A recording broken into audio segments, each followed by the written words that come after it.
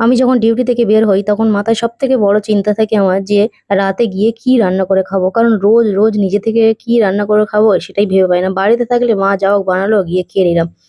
তো এই যে সবজি নিয়ে নিয়েছি, পটল আর আলুর একটা তরকারি বানাবো আর কুঁদরি ভাজবো।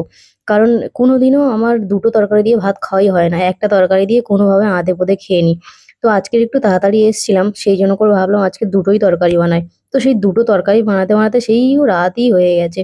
তো পটল আলু দিয়ে এটা চিংড়ি দিয়ে করলে বা মাছ দিয়ে করলেই ভালো যখন থেকে ইন্ডাকশনে রান্না করা শুরু করেছি, সেখান থেকে আমি মাছ চিংড়ি খুব একটা আনি না। কারণ কোনো টেস্টই হয় না খাবারের। অত দাম দিয়ে যে মাছ চিংড়ি নিয়ে আসবো, খাবারের টেস্ট হবে, তাও হয় না। কাঁঠাল চিংড়ি বলো, পটল চিংড়ি বলো, এগুলো খেতে তো ভালোই লাগে। কিন্তু আনা হয় না সে তেমন একটা ভাবে।